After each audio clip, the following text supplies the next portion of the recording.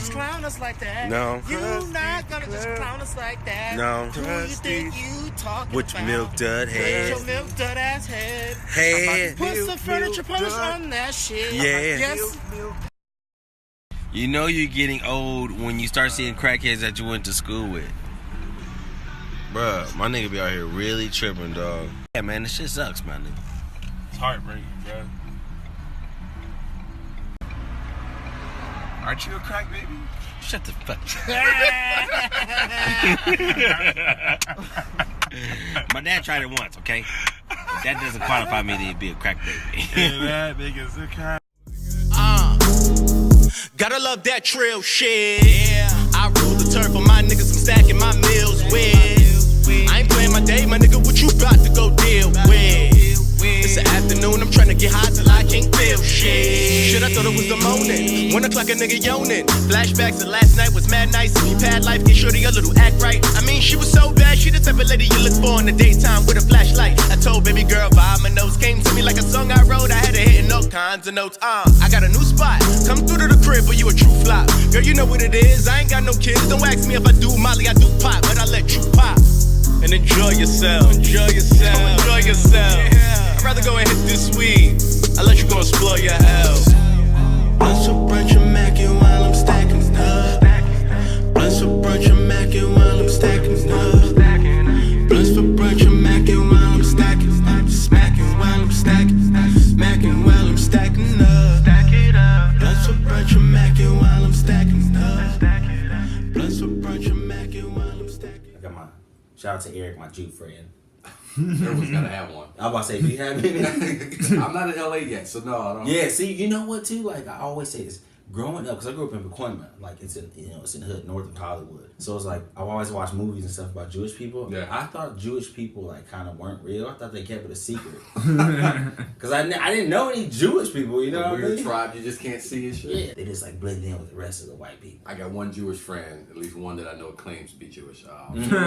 Steve Randall, older guy, but he's like a dad to me, man. So I always call him my Jewish stepdad. And I call his sons my little brothers and whatever. Very, very cool people. Shout out to the Jews. Shout out to the Jews, man. Eric's coolest Jew I know, man. Coolest Jew. He ain't got money though, so. Wow. That's the only thing. You about to take me all down. I'm trying to stay in Hollywood, man. You about to take me down the road where I'm gonna be blacklisted. Like, nah, I'm out the gate. Every audition I go into, they gonna play this tape. Yeah, remember that? Jew the man now, huh? I'm like, fuck, I wasn't even smoking.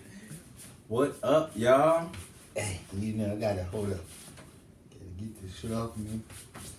Gotta get this shit off me first. What up, y'all? Welcome to Blunts and Brunch with your man Arthur Hamilton. What is going on, y'all? I had to roll up, y'all. I was doing some shit. You see, it's already hazy in here, so we've been smoking. Man, it's been a cool week, man. Some shows, you know what I'm saying? Had my season opener, episode 1 of season 2 with my man Niles Abston and my boy Victor Martinez. And it's also the 420 episode. I'm still high. I am still high. Like, whew. That shit was fun, man. Shout out to them. Make sure you check out Secret Black People Meeting, hosted by my boy Niles Abston, and Heights Night Show, hosted by Victor Martinez, and also Small Talk with Lila Hart. Even though she was at Coachella, I still need to talk to her about that experience. I can only imagine. You know what? That fucking little yodeling kid was at Coachella. Damn, the internet, y'all always pick the wrong motherfuckers. God damn it. I was talking to Niles about that. It's like, man, there's so many, he said there's so many like talented little black kids out there that's doing all kind of shit. Even talented little Mexican, white kids, Asians doing all kind of shit. They ain't get to go to Coachella and get on Ellen. That little motherfucker. What town was he in? Do you know? I don't know. He said he would always go to Walmart and he would always yodel. So it's just the first time someone noticed. Oh, hey yo, could you imagine like going to the Walmart and like just having to hear that shit? I'm like, this little motherfucker. Could you imagine going to the Walmart and being like, oh my god, this is the 5th time I need to stop coming on Fridays? The 5th time. First of all, there's a bunch of people here and this little stupid ass kid. They don't even play the old school jams. They just hear this little motherfucker yodeling. Some grocery stores playing the cool little old school jams. You like, hey, I feel like white people don't own this place. You know what I mean? I feel like it's a minority establishment. But fuck now. Y'all, man, This episode is gonna be cool. I got my homeboy Sidney Smith, who's a hilarious comedian. I met him in Arizona. He was running the room out there. I used to go like do open mics there, and he saw me a couple times, and he's like, "Hey man, I think you're real funny." I remember he put me up on a show. I had a good ass time on that show, man. That was super fun. I remember I met this old lady, like she was like in her 60s. Her name was Judy. I have a picture with her somewhere. She was super cool. She loved my comedy and everything. That was fun, man. Arizona was a good place for me, man. Second home. I really became an adult there, you know. Was independent on my own. Then I, you know, found comedy. Or the comedy found me, really. That's what it felt like. I love that place, man. You know what I'm saying? I'm going to be setting up road trips for me and, you know, comics. Hopefully, like, once a month. So we can go back and do some shows. Because people sleep on Arizona, man. They sleep on. We'll be right back. You guys, we just got 310 subscribers. 310 on our channel. Keep subscribing, though. We don't want to just stay right there. Keep subscribing. But this is something. We started this in September 18th. September 18th, man. That's when Channel 310 was born. And it's growing. We haven't even been to a year yet. Oh my God, at the little function yesterday, crazy shit happened. This random hybrid stud walks in and starts yelling at this black dude, right? The girl walks in the room and she looks at the dude. She's like, "I'm gonna get you some help. I'm gonna get you some help, nigga. You out here tripping? I'm gonna get you some help. I'm fucking out here running these streets. These niggas trying to kill you. They're trying to kill you." What? She was scaring the shit out of us. Like, me and G King were sitting there, and she walked in, and she's kind of like in front of us, but also standing up. So it's like she's talking down to us. But she ain't really talking to us. She's talking to that dude. But it felt like she was talking to us, though. Then it got real personal, and we got to know too many details. She goes, "Your son, he needs you. And if you out here with HIV, spreading that shit around to your loved ones, what the fuck? I'm trying to be here for you, nigga. I'm the only one that care about you." This his face the whole time. When she said HIV, nigga, I was like, oh. I looked at my cup and I didn't even share a drink or a blunt with this nigga. I looked at my cup. She talking to you, nigga. Nigga. I thought the shit was a joke. But then after 17 seconds, I was like, okay, there's no punchline to this shit. This is fucking serious. This shit is real, nigga. Crazy shit, man. That shit was intense. I swear, crazy shit always happens around me. I was gonna put my phone out too, but I was like, this bitch will serve me with a quick 1-2 if I do, and I'm gonna have to fight her ass. And I'm probably gonna lose because she was fucking stocked up. Her body looked better than mine. Okay? And I looked pretty damn good. But that bitch was ready for the NFL combine. Okay, you hear me? Yeah, man. It's my boy Sidney Smith, y'all. What's up? What's up? Good to have you, man. Thanks for coming. It's been a minute, man. It's been since seeing you. It's been like at least a year.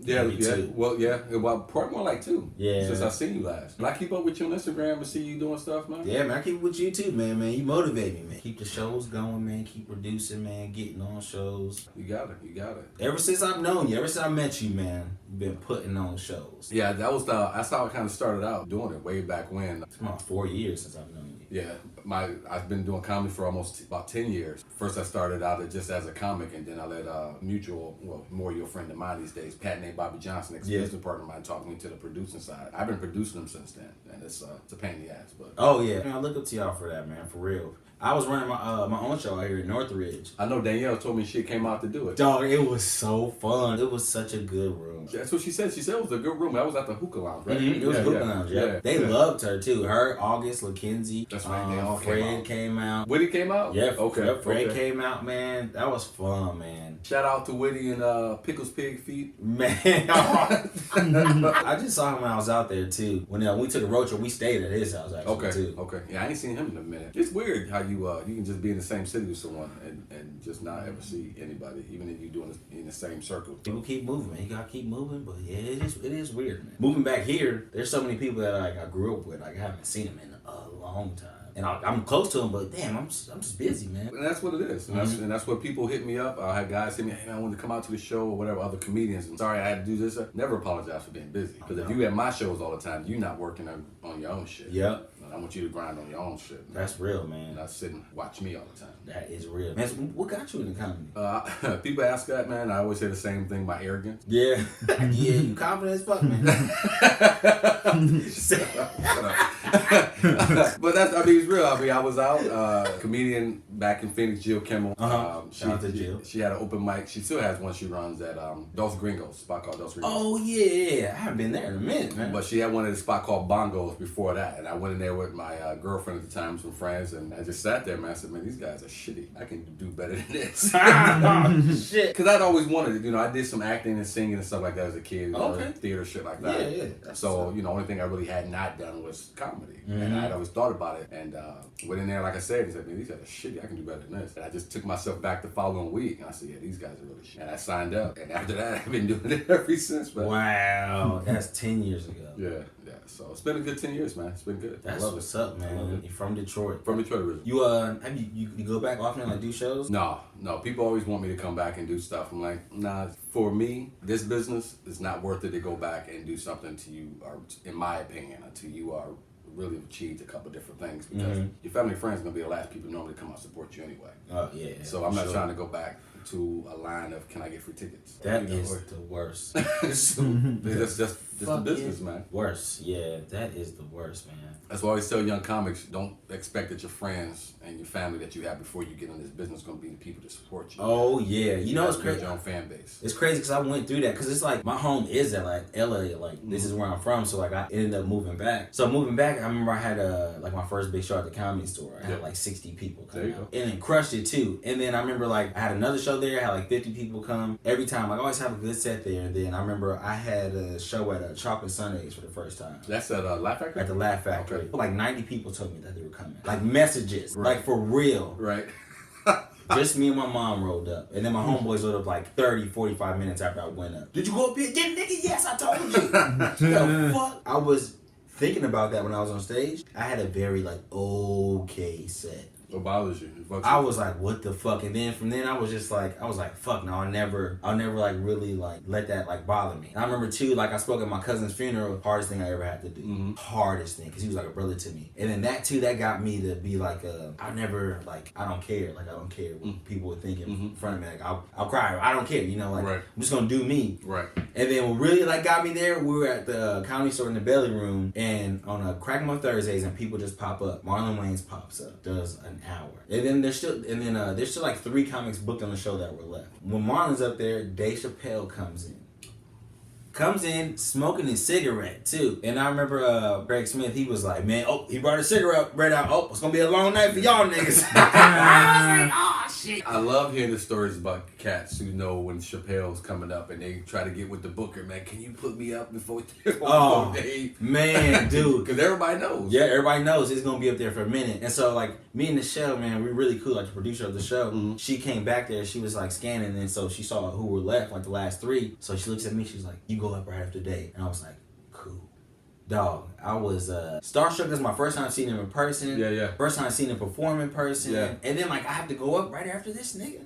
How do you do that? It was crazy. I went up there, man, I held my own. That shit was crazy. Now, my question is, because he's there, you know, because Dave was up there for a day and a half. Yeah, he was up there. He did like 45 minutes. Are there still people in the room? There were like 20 people maybe. That stayed? Yes. Okay. And I remember while I'm up on stage too, somebody's like leaning out and like the lights are bright and I can see him and I'm like, who the fuck is, like, who's leaning out? And I look, I'm like, oh shit, that's Trey Songz. I was like, oh shit. Like, it was cool, man. Service since then, definitely dope. Now, did Dave stay and watch your set at all? Or did he went downstairs to the main room. To the main room. Okay. And he was there till like 2, 3 o'clock. Mos Def popped up. I love that room. Who inspired you?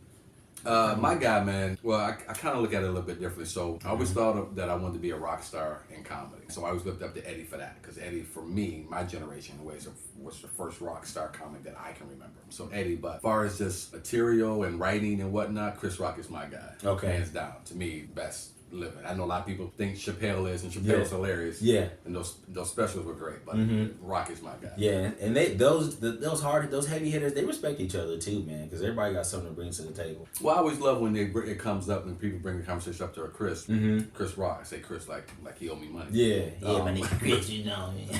Bring it up to Chris Rock. He always gives that credit to Dave. You know, like recently on Instagram a month or so ago, he said someone asked me who would close the show if it was me, Kevin, Dave, and I forget which way it's Marlon. And he said, oh, it definitely have to be Dave that closes out. But in his heart of hearts, I can't believe that he believes that Dave is better than he is. Yeah, Just because he's a comic. Yeah, you cannot believe that somebody else is better. And we don't think that way. Like, I could be standing there with Chris and someone could ask me the same question. Who's supposed to close the show? You or Chris Rock? Motherfucker, who you think? Me. Yeah. I was supposed to close it. Yeah. Chris, go out there and set that table, boy. Come on. Yeah, come on. You better not run the light. You want to not get booked again? See you. You better not get booked again. Man, that's niggas be notorious for running the light out here. Oh my god. Hey, it ain't just here, it's everywhere. I'm about to say, I know you have to deal with that shit. I'll stop booking you. It's easy. Yeah, you didn't play that shit at all. You like, hey, ain't no talking in here. Y'all motherfuckers gotta listen. Niggas is up here trying to, they trying to work on their craft. I know everybody back there, a lot of comics and fans think I'm an asshole. Yeah, they do. I didn't. I was like, man, I'm just gonna have fun, man. Because I have rules, man. Show up on time, do your time, get the hell ass off. Don't do any rape jokes, shit like that. Yeah. I can't do any rape jokes. No one wants to hear your shitty rape joke. Yeah. I believe, man. You gotta respect the room. You know what I mean? You gotta respect the room. But it's part of the business because I'm doing the store tomorrow. They're gonna have rules. Mm-hmm. I gotta watch the fucking light. I can't run the light, and I'm hosting the show, so I can't be up there for a bunch of time in between. I gotta follow their rules, and that's just the fucking business. Mm-hmm. And if you can't learn how to follow the rules at an open mic when you first start, and don't get it I don't know where you just be a fucking a shitty comic for the rest of your career. What they call out here in LA an open micer. I call them motherfuckers hobbyists. Oh shit! And you know what? I feel you on that though, problem man. with it. Honestly, my ex was a hobbyist, man. I didn't like that shit. Who? Rachel. She was a hobby. I would keep it real. I tell her that too. Oh yeah, she ain't one of my favorite people. I know. Bring her up, man. Yeah, she if it wasn't for you, I'd have lit into her ass. Yeah, and that's on the real. I feel you. She messaged me some shit I could pull up because I made sure I saved it. I still have it. I remember. You're on my list. When you fuck with me, you are on my list. I don't forget it, and I don't get you back that day, not even next week. But the day will fucking come and get your ass. And I got a list, man. Yeah, but I can't believe you brought her up. You know I like that chick. Man, I keep it real. Fuck it. Fuck it. No, I can't. I mean, we gonna keep it real. Hobbyist. I don't know if you can give her that title. I like the format. So we got some fruit right here. Yeah, we got the fruit, man. You know what I'm saying? Help yourself. I'm full. I ate a lot earlier. What kind of damn talk show host are you? You ate before the guests got here? You know what? I had to. Well, I thought this would be something where we sitting, we eating together, breaking bread. What's up? I'm realizing that people, even though they don't really like your shit on social media, people watch you. Right. You know what I mean? Like people see what you do, and people respect it. And if you consistent putting out good product, they respect it. Yeah, you're right, because I just threw up a video. I just shot my first video. I've never really delved into that, but I shot with my boy Josh Luna back in Phoenix. Shout out to Josh. We got that sketch show coming up, man. The rest of the crew, Raymond Howard, August O'Neill, Kingsley. Hey, all the homies. Yeah, all the homies, man. I put it up on Facebook, and I think I got 30, 40 likes. Mm-hmm. But when I clicked on it to look at views, we were like up over 300-something views. Mm-hmm. So, yeah, everybody isn't clicking like on it. Nope, they watching. But they watching it. Mm-hmm. And then I had people sharing it and everything. So, I don't know if is it different with videos where people don't really click like on it as much as they do if it's just a regular post? Do you kind of tell more how many views you got versus how many likes you got? I really go off the views, but then likes kind of social media is so weird. It is weird. I'm just trying, like I said, I'm trying to figure out how different is it on how do you measure it? What's the measurables on it for video versus just a written post? You know what I mean? Yeah, videos definitely the views over the likes because that's really like people actually watching the whole thing. That's getting another the thing. Message, the joke, or whatever. Right. Does it count as a view just because someone hit play and maybe they only watched 10 seconds of it? I think. Or does it count as a view if they walked? I'm pretty sure if they watch it all the way through. Now we talking about girls and shit, man. Relationships. I know you saw the Khloe Kardashian, Tristan Thompson shit. Yeah, man. And that shit happened that was actually in August when that happened. Yeah. This world is crazy, man. It's being famous and shit. She's a female. They're all crazy in their own way. You just gotta wait and figure it out. And if you was raised in that family, you'd be fucking crazy too. But you know who I'm saying crazy though? The damn mom, because I think she released that shit. Oh, she's straight up nutcase. She is crazy as fuck. The damn footage though, Tristan Thompson, the other nigga was just, damn, man, that's such a tough situation. But I don't know, man. What you gonna do? I know, man. Especially when they get the hand between the leg. Oh, shit. That one always gets me. Oh. It's three on one. What you gonna do, man? They all nuts. He was just like he was in the post 2 3-on-1. He just fumbled, man. LeBron, help! Somebody help me! Somebody come get the ball. They just taking over. My face and titties, man. Oh man. Tristan got that. He got that money from Cleveland and said, "Fuck it, I'm done." Now he just sucks, man.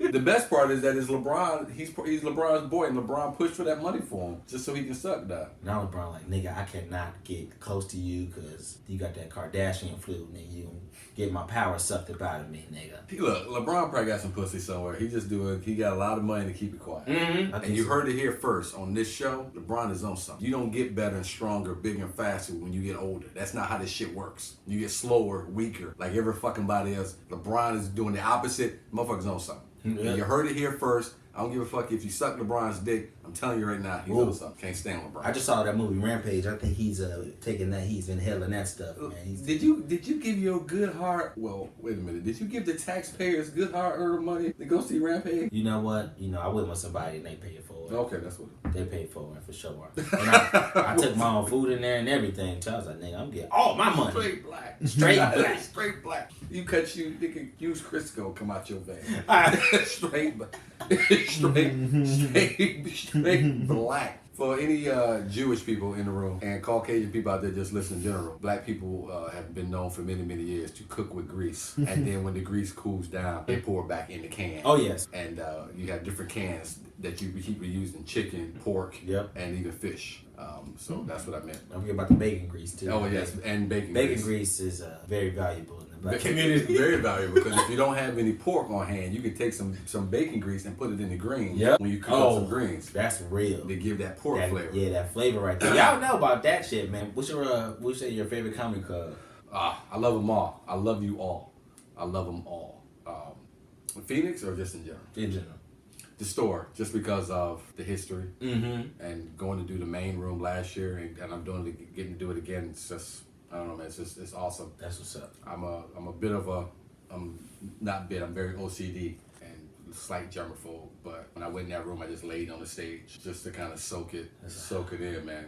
Right when you was getting called up? No, I did it because I always show up to every show at least an hour. Okay. So I was in the room before anyone else got there. Oh shit! What? Yeah. So just me and my wife, we were in there and hanging out in the green room and walking around, just soaking it up, man. Yeah. Oh yeah, you got to. And I laid on the stage because I had been there 3 years before with Jack Galvin.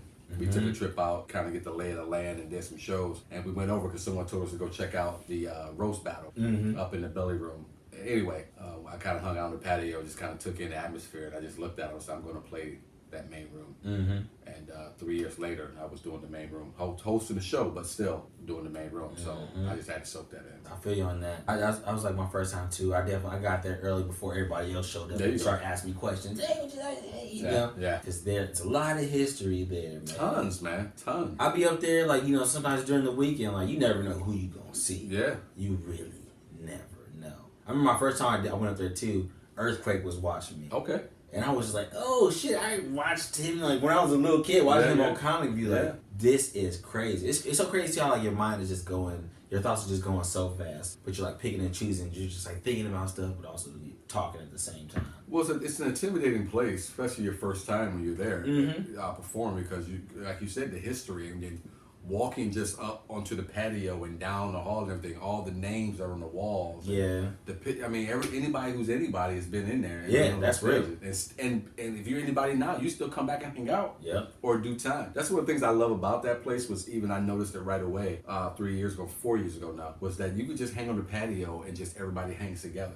While at a lot of other clubs, when you're growing up in this business, the headliners don't want to hang out with you. Yeah. They stay in the green room. A lot of that shit happens. But, you're hanging out right there, and all the other somebodies are hanging out there with you. Yeah, that's and having conversations with anybody who, if you got the courage to say something nice to them, So that's one of the things I really enjoy about the store. It's just that it's kind of like because we look at comedy like a fraternity / sorority anyway. But that's like the frat house. Hey, so question. Did you ever smoke weed growing up? No. Never? No, never smoked weed. I will tell one story that I don't tell all the time. I did have a friend of mine, of course a white guy. Very good friend of mine though. A couple years ago, I let him talk me into having a gummy bear. Whoa.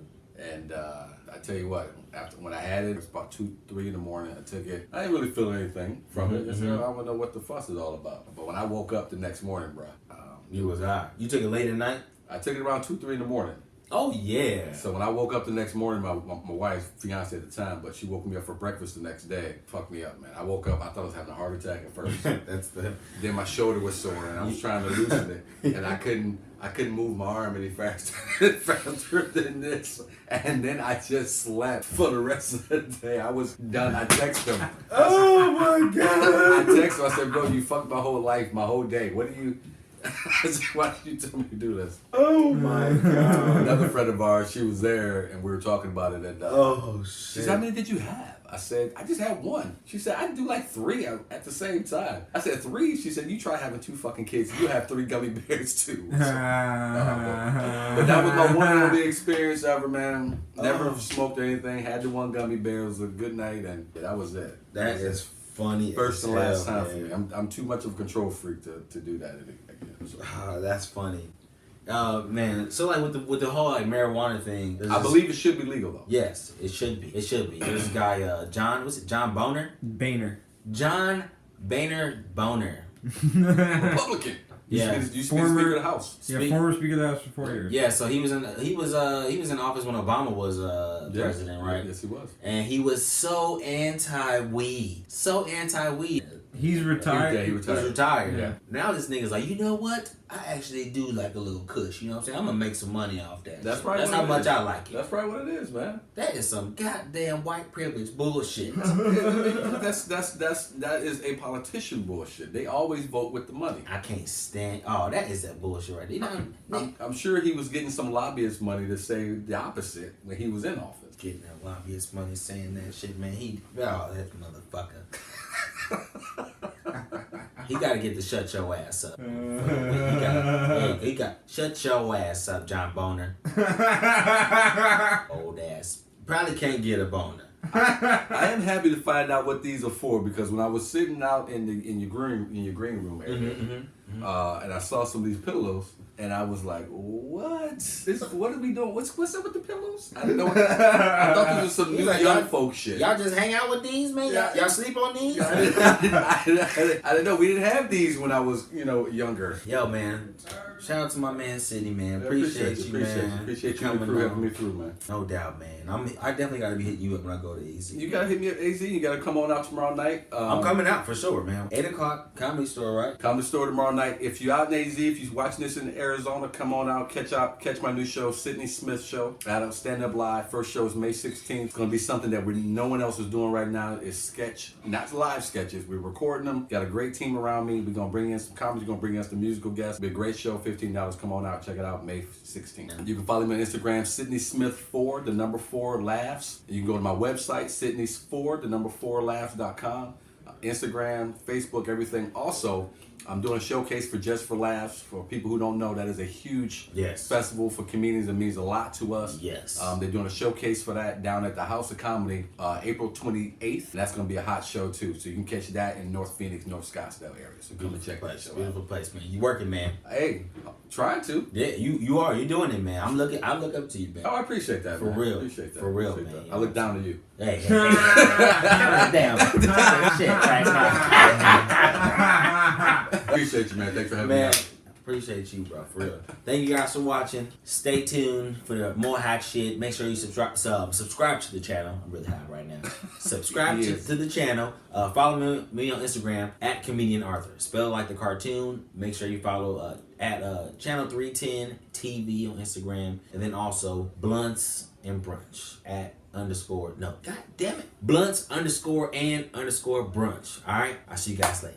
City so dry, might have to. Still water. City so dry, might have to. Still water. LA made me baby. Still water. Lands no peace, disease. Still water. Want you to die, that's crazy. Still water. Air still free, so we still water. LA made me baby. baby, still water. City so dry, might have to. Still water. LA made me, baby, still water. City so dry, might have to. Still water. City so dry, might have to still water. Keep your pride alive in that squalor. Life on the line and times will get harder. Dying for a dime at times I'm like martyr. Sorry for your sight they don't ponder. I was holding pipes all night while we wander. Pills in the hills, sills of marijuana. You loved her a lot but still never gotten her. Partners lost them, problems still